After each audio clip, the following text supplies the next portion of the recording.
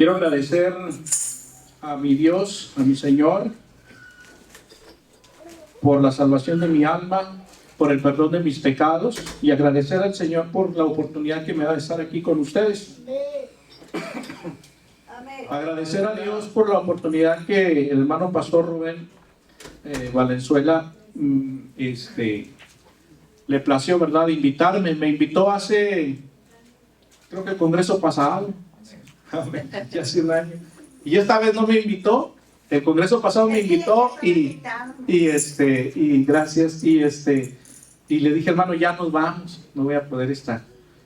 Le dije, pero para la próxima que esté aquí, primero Dios, en eso quedamos. Pero esta vez también no estoy solo por eso, sino porque el presbítero pues organizó el rol para los pastores que vinimos y me dijo, te toca predicar en este lugar. Le dije, está bien, si tú dices que así está bien, pero nada más te quiero decir que el hermano Rubén me invitó, si lo puedes considerar. Dijo, bueno, mejor te cambio, ¿verdad?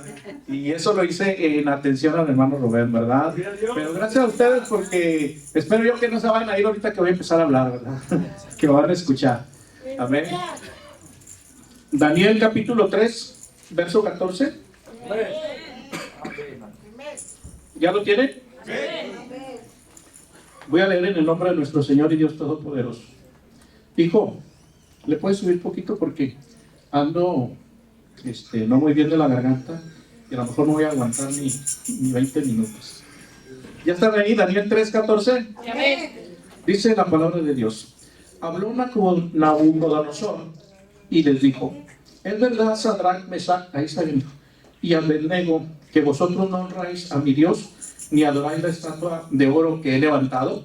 Ahora pues estáis dispuestos para que al oír el son de la bocina, de la flauta, del tamboril, del arpa, del salterio, de la zampoña y de todo instrumento de música, os postréis y adoráis la estatua que he hecho. Porque si no la adorareis, en la misma hora seréis echados en medio de un horno de fuego ardiendo. ¿Y qué Dios será aquel que os libre de mis manos? Sadrach, Mesach y Abednego respondieron al rey Nabucodonosor diciendo, no es necesario que te respondamos sobre este asunto. He aquí nuestro Dios, a quien servimos, puede librarnos del horno de fuego ardiendo, y de tu mano, oh rey, nos librará. Y si no, sepas, oh rey, que no serviremos a tus dioses, ni tampoco adoraremos la estatua que has levantado. Entonces Nabucodonosor se llenó de ira y se demudó el aspecto de su rostro contra Sadrach, Mesach y Abednego, y ordenó que el horno se calentase 7 veces más de lo acostumbrado. Y mandó a hombres muy vigorosos que tenían su ejército que atasen a Sadrach, Mesach y Abednego para echarlos en el horno de fuego ardiendo. Entonces estos varones fueron atados con sus mantos, sus calzas, sus turbantes, sus vestidos, y fueron echados dentro del horno de fuego ardiendo. Y como la orden del rey era premiante, lo habían calentado mucho. La llama del fuego mató a aquellos que habían alzado a Sadrach, Mesach y Abednego. Y estos 3 varones, Sadrach, Mesach y Abednego, cayeron atados dentro del horno de fuego ardiendo. Entonces el rey Nabucodonosor se espantó y se levantó apresuradamente y dijo a los de su consejo, ¿no echaron a 3 varones atados dentro del fuego? Ellos respondieron al rey, es verdad, oh rey. Y él dijo, he aquí yo veo 4 varones sueltos que se pasean en medio del fuego sin sufrir ningún daño, y el aspecto del cuarto es semejante a hijo de los dioses. Entonces Nabucodonosor se acercó a la puerta del horno de fuego ardiendo y dijo, Sadrach, Mesach y Abednego, siervos del Dios Altísimo, salid y venid. Entonces Sadrach, Mesach y Abednego salieron del medio del fuego, y se juntaron los sátrapas, los gobernadores, los capitanes, los consejeros del rey, para mirar a estos varones, como el fuego no había tenido poder alguno sobre sus cuerpos, ni aún el cabello de sus cabezas se había quemado. Sus ropas estaban intactas, y ni siquiera olor de fuego tenían. Entonces Nabucodonosor dijo, bendito sea el Dios de Sadrach, Mesach y Abednego, que envió su ángel y libró a sus siervos que confiaron en él y que no cumplieron el edicto del rey, y que entregaron sus cuerpos antes que servir y adorar a otro Dios que es su Dios. Por lo tanto, decreto que todo pueblo, nación o lengua que dijere blasfemia contra el Dios de Sadrach, Mesach y Abednego sea descuartizado, y su casa convertida en muladar, por cuanto no hay Dios que pueda librar como este. Entonces el rey engrandeció a Sadrach, Mesach y Abednego en la provincia de Babilonia. Hermano pastor Rubén, póngame las manos del Señor. Te alabamos, Padre, una vez más estamos delante de tu presencia, Señor, que ha leído tu palabra, sabemos que es bendita, Gracias, Señor, y que traspasa, Señor, cual espada gracias. de dos filos hasta lo más profundo de nuestro corazón. Usa, Señor. Pido, Señor, que bendigas a tu siervo que va a traer este mensaje, que lo unjas con tu Espíritu Santo y que este mensaje, Señor, quede grabado en cada uno de nuestros corazones y seamos hacedores de tu palabra. Te lo pedimos en el precioso nombre de Jesús. Amén. Gloria a Dios. Gracias. Pueden sentarse, hermanos. Escuchamos ahorita muchos testimonios, ¿verdad? De los hermanitos, las hermanitas que están en la casa de rescate de mi hermano pastor Isaías. Y se goza uno, ¿no?, de lo que Dios hace, ¿verdad?, en las vidas. Quiero preguntarles hoy a ustedes, ¿quieren saber un poquito de mi vida? Ay, ¿cómo les gusta? Ay, ¿quieren saber? Les encanta saber de la vida de los demás. Así somos los seres humanos, ¿verdad que sí? Escuchamos una plática y hasta levantamos más el oído, ¿verdad? Para ver qué están diciendo. Pero este día no van a escuchar chismes, van a escuchar que tenemos un Dios todopoderoso. ¿Amén? Es hermoso escuchar, pues, de las vidas de los demás, pero no de las vidas de perdición solamente, sino de lo que Dios hace con sus hijos, ¿verdad que sí? Con aquellos que un día se proponen ser sus hijos. Amén. ¿Saben que yo estoy muy agradecido con el Señor porque, bueno, antes de eso, ¿quiénes me conocen de aquí? Levanten su mano. Aleluya. Bien poquitos. Dios, gracias, Dios les bendiga. Dios les bendiga. Bien poquitos. Los de Peña de Oreb, bueno, ya levantaron sus manos, pero hay unos que no la levantaron. ¿Sabían ustedes que yo fui miembro de aquí de Peña de Oreb? ¿Saben? Amén. Mi hermano Lencho lo tiene muy, muy presente. Mi gran amigo, mi hermano Lencho. Cuando mi hermano Lencho era joven, pues yo estaba dentro de la sociedad de jóvenes, pero yo era un adolescente, era un niño. ¿Verdad? Y estuve aquí alrededor de un año, nada más, por eso muchos no me conocen. Hermana Jaques, ¿no vino la hermana? Ella sí me recuerda y cada vez que nos vemos nos vemos con mucho cariño. Dios la bendiga, Dios bendiga a su familia.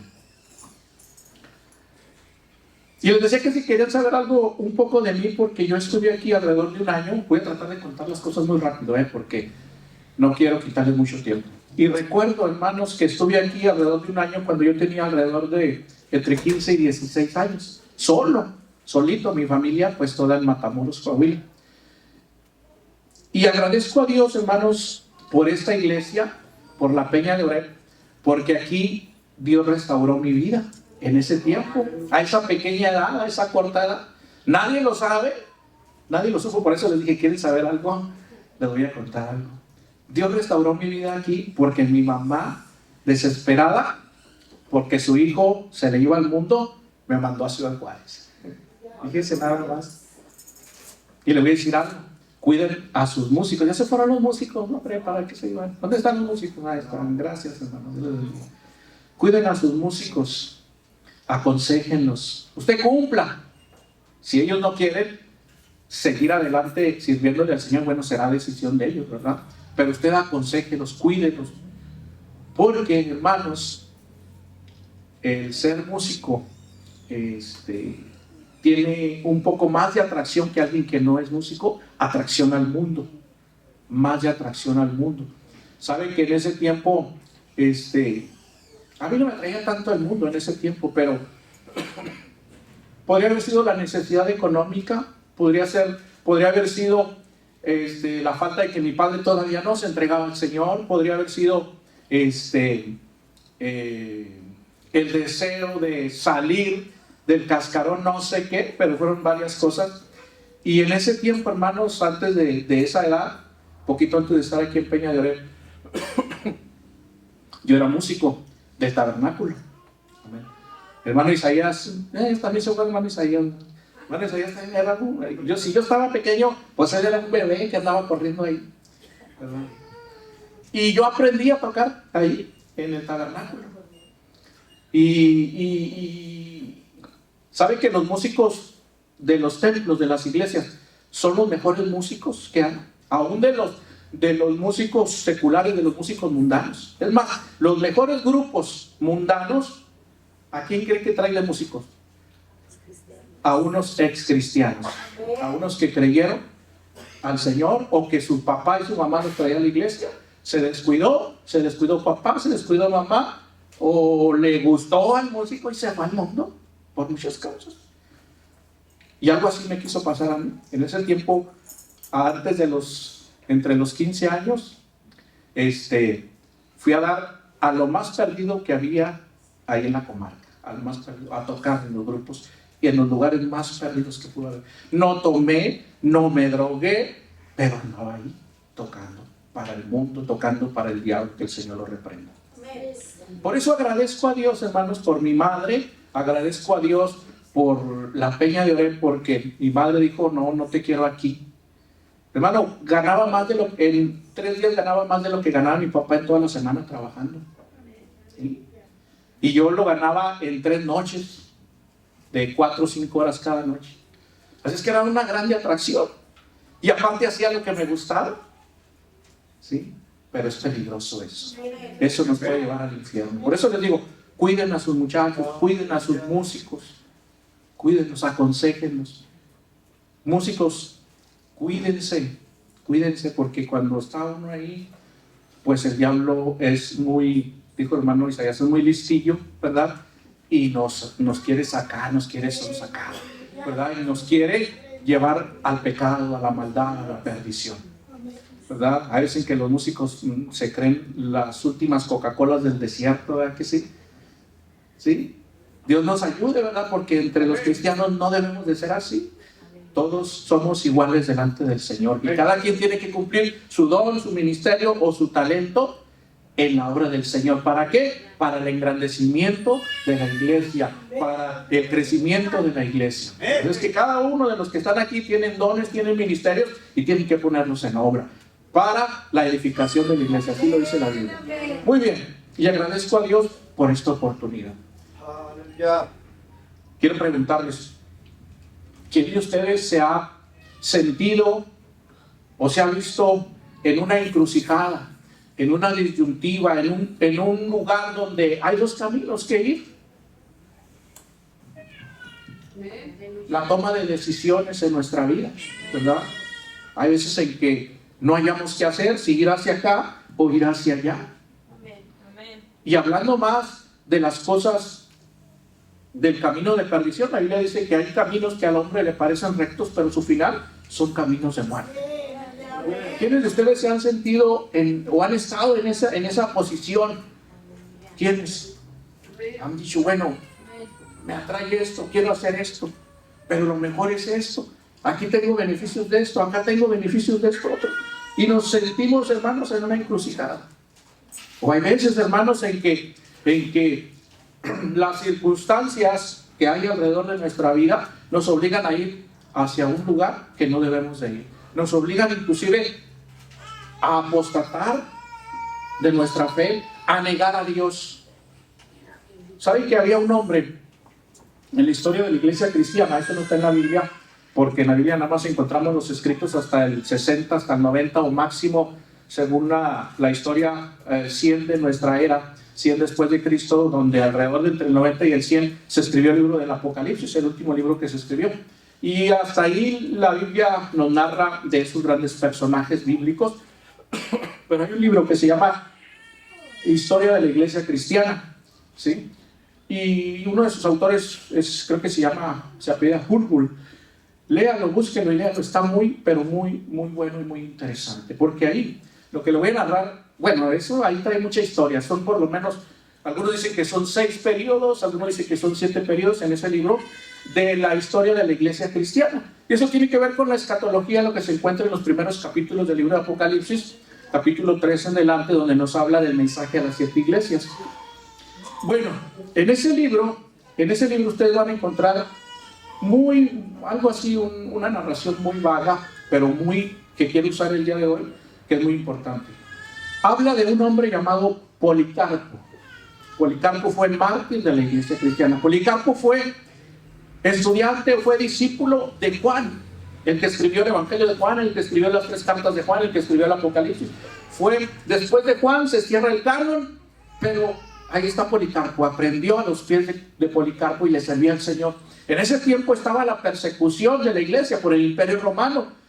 Y bueno, para no ser tan larga la historia, aquel hombre es apresado. Y le dicen, ¿sabes qué, Policarpo? Si tú no niegas tu fe, si tú no niegas a tu Cristo, te vamos a matar, vas a morir. Y aquel hombre dice, no lo voy a negar. Lo llevan, hermanos, y le enseñan aquel montón de leña, aquella viga donde lo van a atar y le van a prender fuego a la leña. Y dice, si tú no niegas tu fe, vamos a prender a esta leña y te vamos a quemar en la hoguera. Niega tu fe. Y la frase que es muy hermosa de Policarpo, que se ha hecho historia, dice así, dice, 86 años le he servido, y todos estos años lo único que he obtenido de él es bien. ¿Cómo he de negar a mi Señor? ¿Cómo he de negar a mi Señor? Policarpo se encontró en esa encrucijada. ¿Qué hago?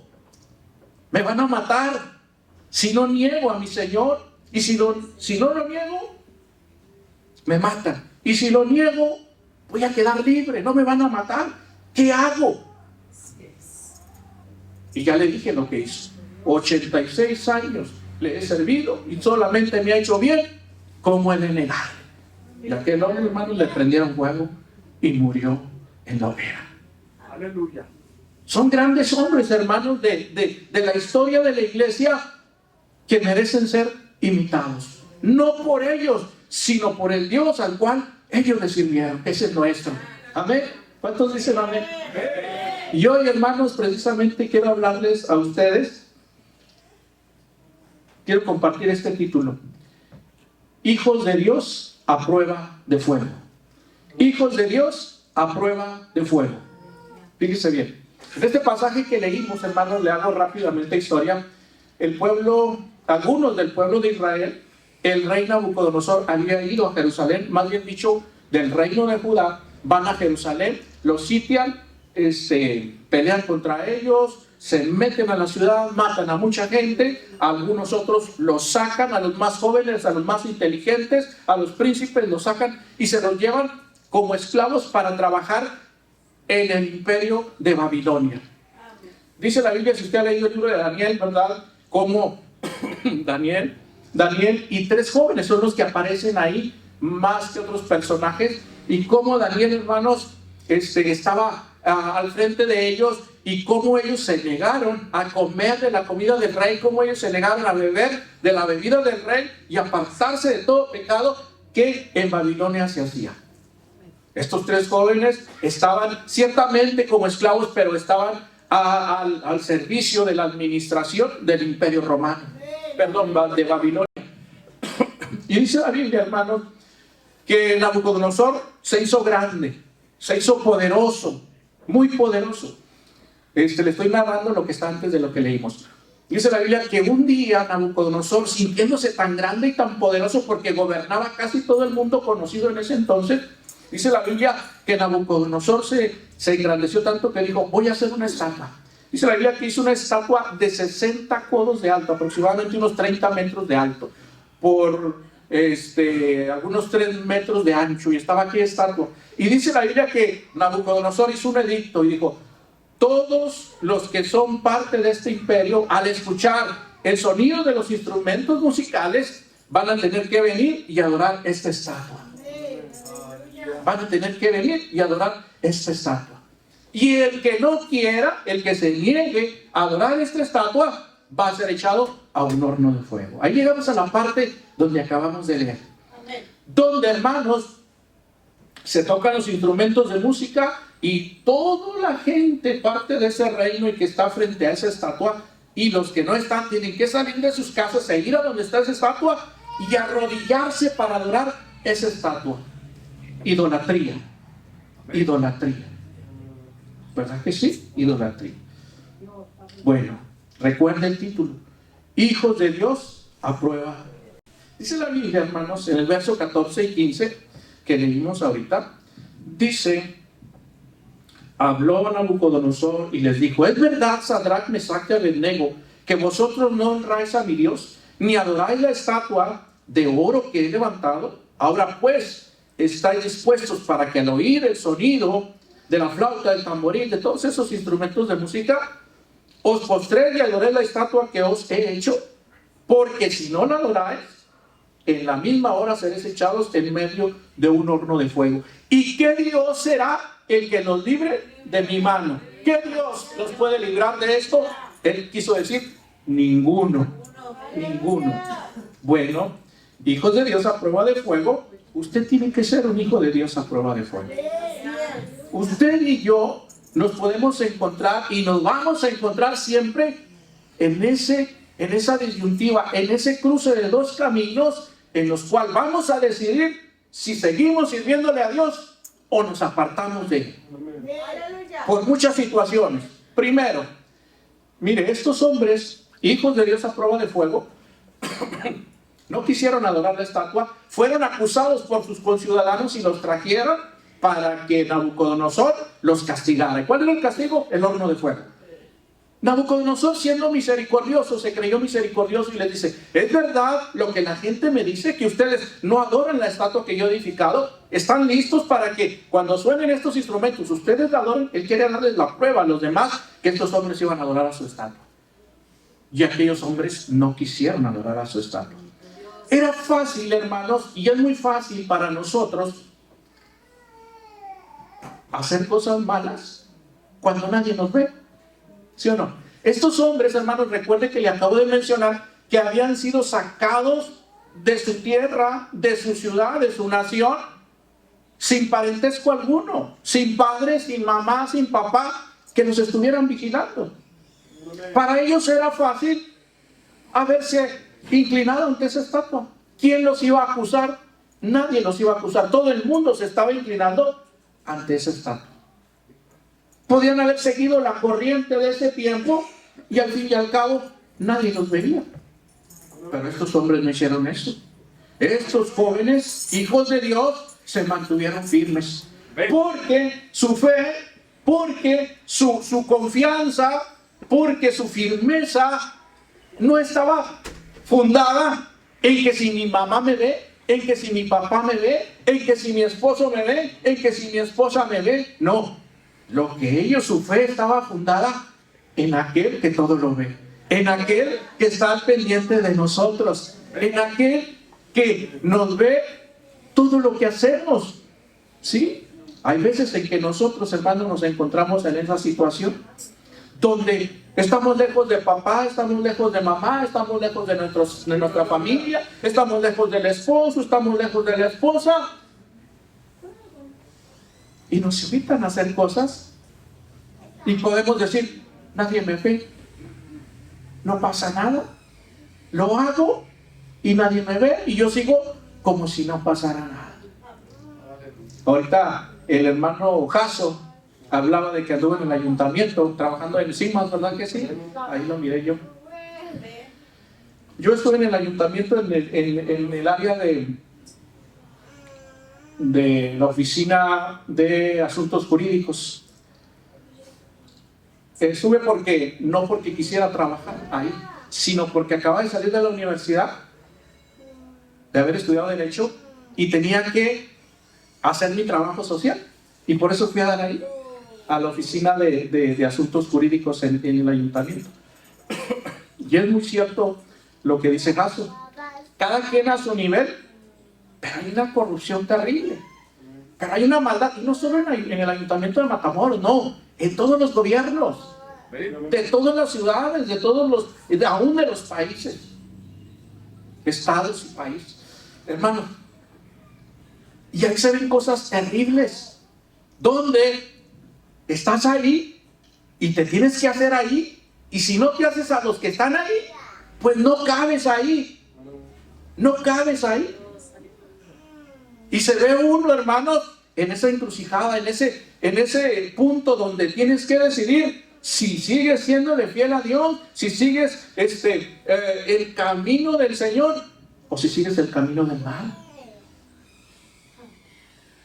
¿Sí? No está nadie, no me ve papá, no me ve mamá, no me ve mi esposa, no me ven mis hijos, lejos, en los juzgados, esto, y puedes hacer esto, puedes hacer aquello, pero recuerdas que hay un Dios que todo lo ve.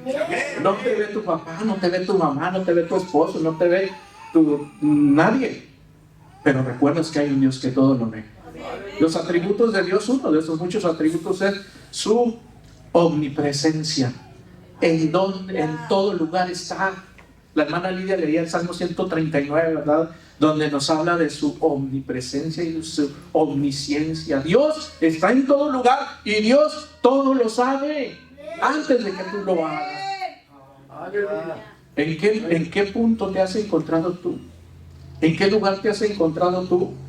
Que puedes decidir si haces aquello o no lo haces. ¿Cuántos le han fallado? ¿Cuántos, se han encontrado en ese punto ahorita? No levantaron su mano. ¿Cuántos se han encontrado en ese punto? En una decisión, ¿verdad? En la toma de decisiones, de decir, voy por aquí, gracias hermano, o voy por acá. Aunque no levantaron su mano, yo sé que todos, porque es parte de la vida. No levante su mano, pero piense usted, con esta pregunta, respóndase usted, ¿y cuántas veces le he fallado al Señor? He decidido lo que no debo de decidir. Ahorita yo le contaba una de mis historias, ¿verdad que sí? Donde le fallé al Señor. Le fallé al Señor. Pero el Señor es grande en amor y misericordia. Que a esa edad, hermanos, el Señor permitiera que estuviera yo aquí.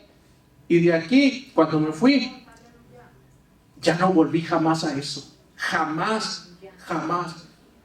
E invitaciones,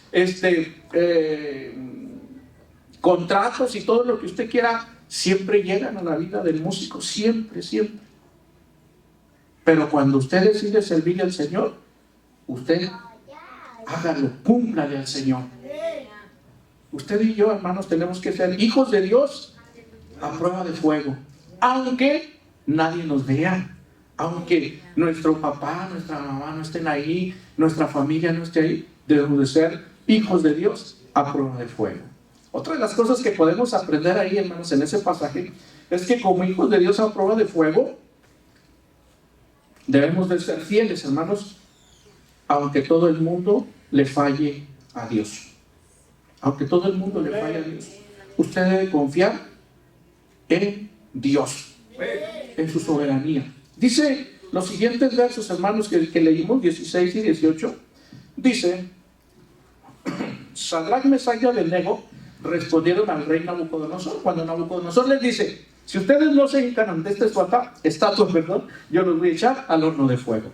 Y dice la Biblia que Sadrach, Mesach y Abednego respondieron al rey Nabucodonosor diciendo: no es necesario que te respondamos a tu pregunta, porque el Dios al cual nosotros servimos puede librarnos del horno de fuego.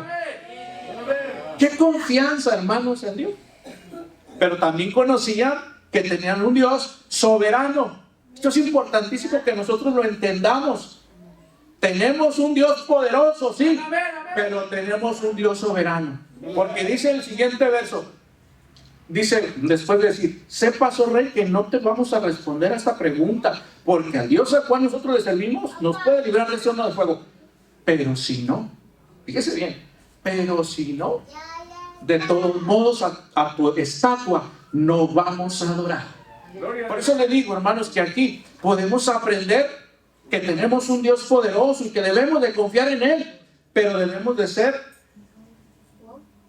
de creer también, de creer que Él es un Dios soberano. Es decir, que si Él quería, Dios podría haber salvado a Sadrach, Mesach y Abednego de que los echaron al horno de fuego. Pero ¿quién cree?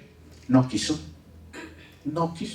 Dice la Biblia, hermanos, que estos hombres fueron atados y fueron echados al horno de fuego. Sí, exactamente lo que dice nuestro pastor. Ese horno de fuego se calentó 7 veces más por la ira de Nabucodonosor, porque lo desafiaron ahí, hermanos, porque le dijeron: a tu Dios no vamos a adorar. Dios nos puede salvar de ahí, y si no, de todos modos nos lo vamos a adorar. Esa estatua no la vamos a adorar. Y Nabucodonosor dice, caliente en el horno 7 veces más. Estaba enojado el rey. Lo habían hecho enojar.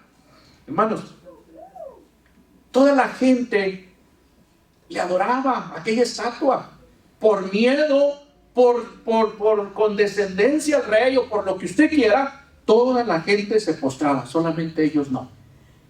Y esto es lo importante, que nosotros debemos, como hijos de Dios a prueba de fuego, debemos mantenernos firmes, aunque todo el mundo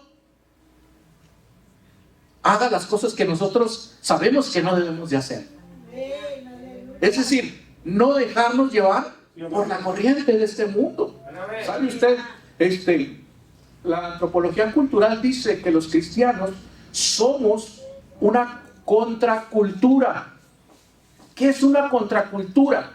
Es que, hermanos, usted y yo no debemos de vivir como el mundo vive. Nosotros no debemos compartir la cultura que ellos tienen. Somos contracultura, contra su cultura. Por eso nosotros debemos de ser diferentes a los del mundo. ¿Sí?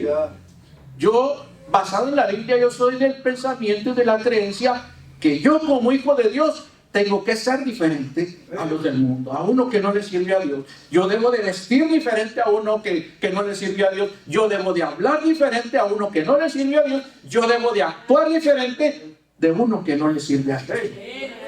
Eso es una contracultura. Estos hombres, hermanos, no les importó que 100,000 personas estuvieran postradas adorando esta estatua. Ellos dijeron, no nos vamos a inclinar ante esa estatua. Aunque tenemos un Dios que nos puede librar de ahí, pero si Él no quiere, de todos modos, no vamos a adorar a tu estatua. Hermanos, hay veces que nos encontramos en el asunto de que, por ejemplo, los jóvenes en la universidad, en la escuela, ¿verdad? Oye, vente, vámonos para allá y vamos a hacer esto y vamos a hacer aquello y lo vamos a ir para allá. Ahora se les da mucho después de la preparación, después de la secundaria, la prepa o la universidad, hermanos, conocemos gente de un sinnúmero de culturas, de filosofías y de creencias diferentes a las de nosotros como cristianos, y en veces como jóvenes, bueno, ya pasé por esa historia, pero hay veces en que nuestros hijos, bueno, más bien siempre nuestros hijos jóvenes se van a encontrar en eso, donde se encuentran con chavos que les dicen, ¿sabes qué? Ahorita saliendo de la escuela vamos a un antro, vamos a una discoteca, vamos a un bar, vamos a esto, vamos a aquello. Y es la corriente del mundo. Si ellos, hermanos, no atienden a la invitación, ¿saben qué pasa? Los relegan. ¿Saben qué pasa? Les hacen bullying. Ay, muy hermanito, ay, muy esto, ay, muy lo otro. Pues digas lo que digas, yo le voy a servir a mi Señor. Ahora, las hermanas damas, ¿sí? Con sus amistades, a veces que nosotros nos sentimos que según el tipo de amistad que tenemos es nuestra condición social o nos hace sentir bien aquello. Pero hermanos, hermanas y hermanos, si usted no tiene amistades cristianas y tiene amistades mundanas, tenga cuidado, porque la corriente del mundo lo va a arrastrar. Si yo le preguntase a Haas o a estas señoritas, mujeres, a los jóvenes que están en la casa de rescate, ¿por qué se enredaron en las drogas? ¿Por qué se arman? ¿Por gusto? No, por amistades. Por las amistades, esa es una de las cosas, las amistades. Esa es una de las cosas. La corriente que hay en el mundo. ¿Sí? Nuestro México está cayendo, hermanos, en los lugares más apartados, así, más escondidos de México, como en las grandes ciudades, hermanos. Este flagelo de la droga, hermanos, está acabando no solo con los jóvenes, con los adolescentes, con los niños, y no solo con eso, con las mujeres, señoras, madres de familia, con los hombres ya grandes de 50, 60 años. Qué triste ver un matrimonio que tiene ahorita, gracias a Dios por el matrimonio, ahora que tiene ¿cuántos? 30 años. 51 de casado. Gloria a Dios.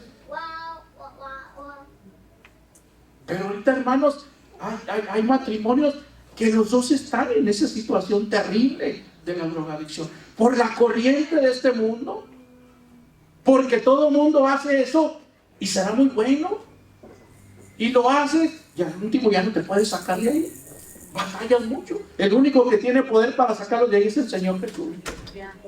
A Él sea la honra y la gloria, ¿verdad? Tenemos un Dios todopoderoso. Y tenemos que decirle cuando nos encontremos en esa situación, ¿sí? Sepas que no nos vamos a drogar, sepas que a tu estatua no vamos a adorar, sepas que no me voy a ir a esos lugares que tú me estás invitando los hombres, ¿verdad? En su trabajo. Así, hermanos, de pecado que hay alrededor y de invitaciones que hay en los lugares de trabajo, donde los hombres también, hermanos, se encuentran en esa encrucijada. Pero si usted es un hijo de Dios a prueba de fuego, usted tiene que decir, sepas que aunque tú me digas esto, me digas aquello, me ofendas, yo a Dios no le voy a fallar. No le voy a fallar. Otra de las cosas, hermanos, que encontramos ahí en los siguientes versos es que como hijos de Dios a prueba de fuego, hermanos, tenemos que poner nuestra confianza en Él. Es decir, tengo a Dios que me puede librar de aquello, de esto. Fíjese, estos hombres no sucumbieron ante la amenaza de muerte del rey Nabucodonosor. ¿Sabe usted que la muerte y la enfermedad, hermano, con la enfermedad y en su respectivo momento la muerte, la muerte es uno de los más grandes temores de la humanidad? Primero, a que el miedo, el temor a perder a un ser querido. Eso es algo terrible para el ser humano. Lo otro es uno mismo perder su vida. Y esto está comprobado ahí en el libro de Job. Porque recuerdan a Jehová Dios cómo se enorgullecía de Job cuando aquel enemigo de nuestras almas se presenta para rendirle cuentas a Dios. Y Dios, orgulloso de Job, le dice: ¿has considerado a mi siervo Job? Recto, perfecto, ¿sí? Temeroso de Dios y apartado del mal. ¿Cómo me sirve? ¿Cómo no te va a servir? Pues si le has dado todo, lo tienes lleno de posesiones y de riqueza. ¿Cómo no te va a servir? Así cualquiera le sirve a Dios, le dijo. Lo rodeaste de todo eso, así es que ¿cómo no te va a servir? Y le dice: toca lo que tiene, pero a él no lo toques. Y ustedes recordarán cómo le quita a sus hijos, cómo le quita a su ganado, sus cultivos, cómo le quita todo y lo deja en la ruina. Pero aquel hombre no renegó de Dios. Pero hay algo importante a lo que estoy diciendo: que el ser humano puede estar feliz y contento aún cuando le quiten sus cosas, pero cuando la enfermedad o la muerte llega a su vida, entonces sí puede renegar hasta de Dios. Porque el Satanás, que el Señor lo reprenda, lo sabía.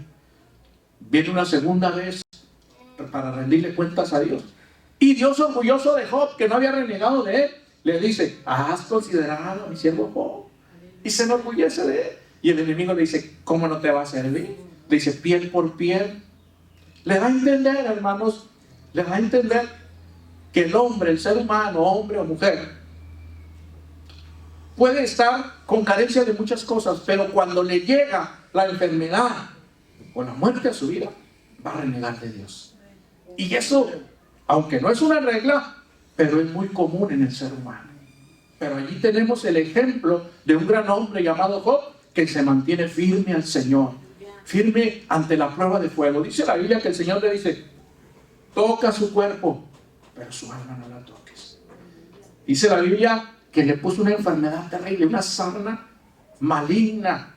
No solo eso, sino unos delirios en su mente de persecución. Dice Job, no lo dice literalmente así, pero dice el libro de Job, que tenía sueños, hermanos, donde se sentía perseguido, tenía pesadillas terribles.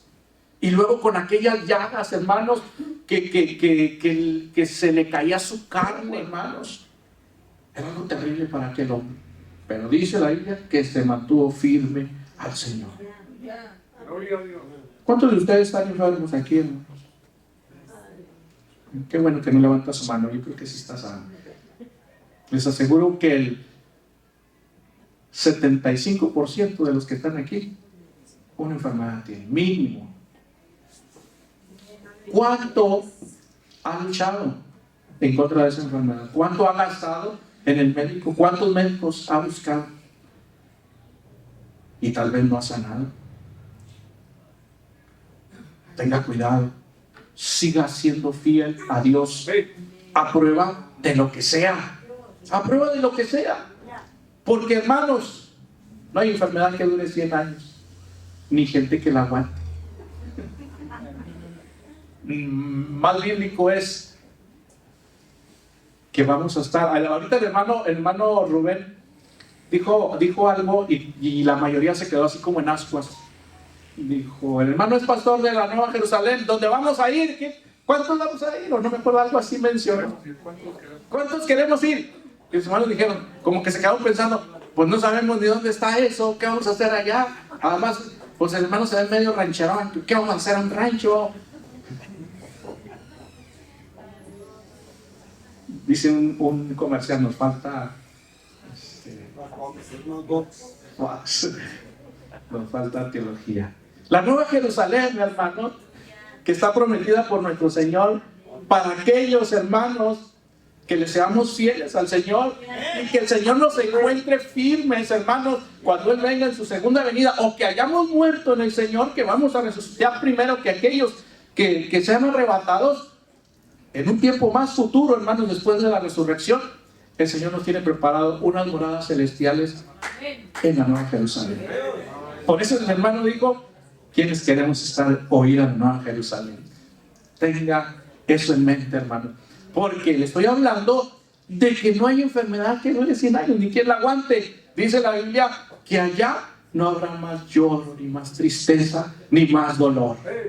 Amén. El Señor nos dará otro cuerpo, un cuerpo glorificado, donde ya no le van a doler sus rodillas, donde ya no va a tener aquella carencia de aquel órgano que tiene y que no le funciona bien, donde usted va a ver bien, sus ojos van a ver bien, usted será una nueva persona. Así es que tenga cuidado con sus enfermedades. Hay cristianos, yo me estaba dando cuenta, hermano, es algo insólito, porque es común que un mundano que está enfermo y no puede sanar. ¿Sabe usted que hay mucha gente que viene de Estados Unidos hasta mi rancho donde yo vivo? Va y gasta mucho dinero ahí. ¿Con quién? Con las mentadas curanderas. Porque los médicos no han podido sanar su enfermedad. Por eso Satanás decía, piel por piel, ¿qué dará el hombre por estar bien? Y eso es normal en los mundanos, buscar la solución que sea, pero buscarla. Pero qué insólito, hermanos, que un cristiano vaya y busque a un curandero, a una bruja. El otro día me daba cuenta de un pastor, de un pseudo evangelista, que a lo mejor la mayoría de ustedes lo conocen, no voy a decir quién es. Pero dice que andaba ahí con una bruja, porque está enfermo de la diabetes y quiere que una bruja lo sane de la diabetes. ¿Y dónde está lo que predica? Las campañas que hace, porque alzaré mis ojos al norte, ¿dónde vendrá mi socorro? Y acá anda, predicando del poder de Dios. No puede sanar y va y busca una bruja para que lo sane. ¡Qué tristeza! Hijos de Dios a prueba de fuego, hermano. Sepas, oh rey, que al Dios al cual yo le sirvo, me puede sanar de ella. Me puede sanar porque tengo un Dios poderoso. ¿A quién no ha sanado el Señor de sus enfermedades? Muchos nos ha sanado. Pero si no sepas, oh rey, que yo no le voy a fallar a mi Señor. Le dijeron a aquellos hombres, a tu estatua no vamos a adorar, aunque el Señor no nos libre de ese horno de fuego. Lo último, hermanos, que encontramos ahí, o que yo encuentro, es que, hermanos, siendo un hijo de Dios a prueba de fuego, debemos, hermanos,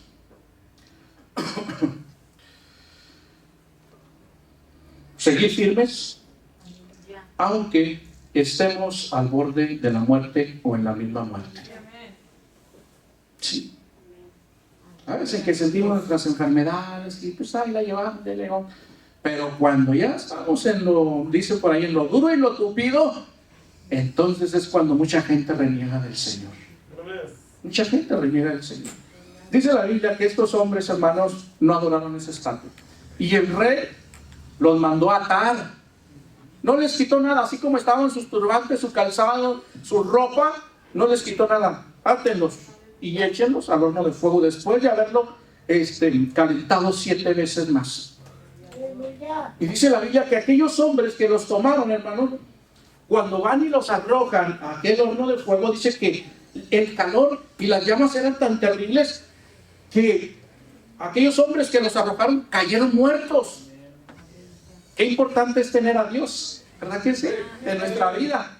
Es importantísimo tener a Dios en nuestra vida, porque si usted no tiene a Dios, le va a pasar lo que esos hombres. Dice la Biblia, hermanos, que aquellos hombres los echan y mueren ahí. Allá andan aquellos hombres. Dice la Biblia que Nabucodonosor voltea a ver hacia el interior del horno de fuego y le habla a los que están ahí y les dice: oigan, vengan. Sí, rey, ¿qué no echaron a 3 hombres ahí? Sí, rey, arrojaron a 3 hombres ahí. Pues yo veo a 4 hombres ahí que se pasean en el horno de fuego. Y el cuarto es semejante al Hijo de los dioses. Gloria al Señor, hermanos. Gloria a Dios. Porque ahí estaba el mismo Señor Jesucristo, hermanos, al cuidado de ellos. No los libró del horno de fuego, pero ahí estaba con ellos. Ahí estaba con ellos. Qué importante es tener a Cristo en nuestro corazón. Usted puede estar pasando por la enfermedad, usted puede estar pasando por el problema, usted puede estar pasando por la zozobra de qué ir a pasar con aquella situación tan terrible que es para mí, tan angustiante que es para mí. Pero yo quiero decirle que si usted es un hombre, una mujer a prueba de fuego, ahí está el Señor con usted. Ahí está el Señor con usted. No lo libró de eso, no lo va a librar tal vez de eso, pero ahí está cuidándolo, fortaleciéndolo, ayudándonos, porque nos ama. Porque Él nos ama. Sírvale a Dios. Aunque su problema es muy angustiante, sírvale a Dios. Aunque su enfermedad tal vez no tenga cura, sírvale a Dios. Tengo un hijo, el mayor, tiene 30 años. Y a lo mejor algunos de ustedes oran por él, los que lo conocen. Le sirve al Señor, es el director de nuestro instituto del Movimiento Pentecostés de Venezuela. Y hace algunos años le detectaron cáncer. Tenía aquí y acá pegado a su pulmón. Y es triste, ¿verdad que sí? Es triste para él. Imagínense, él casado ya ahorita con 2 bebés y estar así. Una enfermedad que sabe Dios si se va a erradicar o no. Acaba de pasar por un trasplante de médula hace menos del mes. Es terrible para mí, es terrible para mi esposa, es terrible para mis demás hijos, para sentir, ver cómo su hermano tiene esa enfermedad. Pero si usted lo viera, desde antes y después de que le detectaron, en las quimioterapias, en las radioterapias, en el trasplante, si usted lo viera, hermano, usted lo ve y dice: ese muchacho no tiene nada. No tiene nada. Porque habla, se mueve, hace, dice, todo para su Dios. Todo para su Dios. Dice: si Dios me sana, gloria a Él. Y si no me sana, gloria a Él. ¿Por qué hace eso? ¿Por qué es así?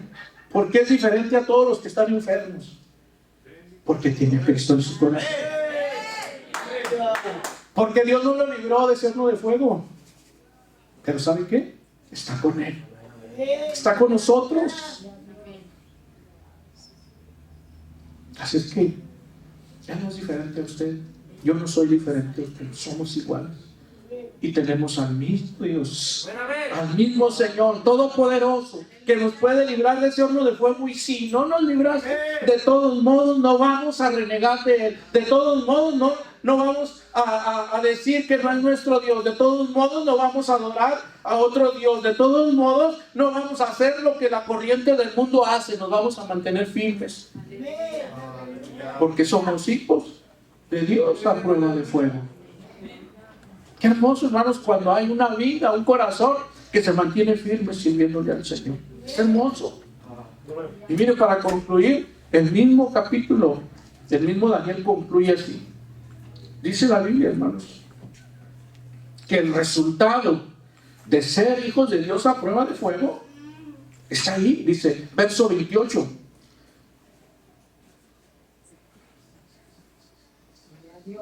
Entonces Nabucodonosor dijo: bendito sea el Dios de Sadrach, Mesach y Abednego. ¿Por qué? Porque cuando están en el horno de fuego y mira a 4 en vez de 3, y el cuarto es semejante al hijo de los dioses, le dice: Sadrach, Mesach y Abednego, vengan hacia acá. Aquellos hombres salen 3 solamente, y los ve y se queda asombrado, porque aquel horno había sido calentado 7 veces más, pero su cabello estaba intacto. Dice la Biblia, ni un solo cabello de su cabeza, ni su cabeza tenía olor a humo. Sus vestimentas intactas, su calzado intacto, su piel intacta. Aleluya.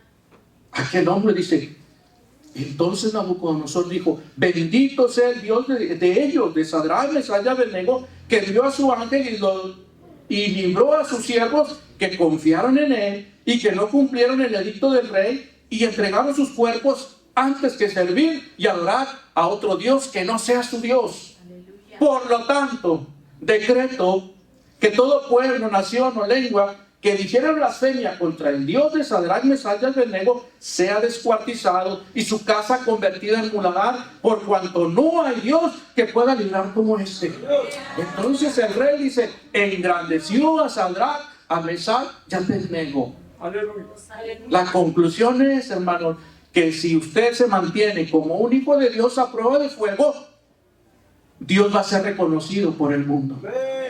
Dios va a ser reconocido como el Dios Todopoderoso. Y usted va a tener su recompensa. Dice la Biblia que el rey engrandeció a Sadrach, Mesach y Abednego. Hay muchas veces que luchamos nosotros por tener aquello que anhelamos y luchamos laboralmente o físicamente por tener aquello que anhelamos y dejamos a un lado a Dios. No, usted ponga en primer lugar a Dios, usted sea un hijo de Dios a prueba de fuego y Dios lo va a bendecir. Y Dios va a ser reconocido por los que están a su alrededor. Le voy a decir lo último, otro poquito de mi historia, como testimonio. Aquí le estoy diciendo muchas cosas que no sé por qué, ¿verdad? Que nunca en mi vida he dicho, ni en la iglesia donde estoy. Y aquí está mi hermano Antonio, ¿verdad? Miembro de la iglesia, mi mamá. Pero es testimonio para honra y gloria del Señor. Ellos no lo han escuchado. Cuando estaba en la universidad, esta universidad inició ahí en Matamoros, como una generación antes de que yo entrara. Y la mayoría de los que entramos ya éramos adultos, ya éramos padres de familia, pero entre ellos había una o dos jóvenes de 26, 24 años, señoritas. Y una de ellas, hermanos, me traía soleado, ¿no? Y se confabulaba con otro de mis compañeros y le decía: vamos a acercar al hermano, ¿sí? Dile esto y dile otro. Y me decía: ay, Valentín, ahora cómo viene muy guapo.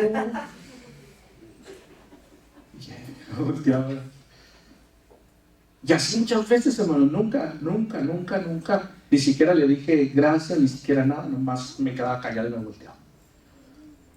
Cuando nos graduamos, el día de nuestra graduación, enfrente de ellos, me felicitó, porque todos nos felicitamos, y me dijo: Valentín, lo felicito.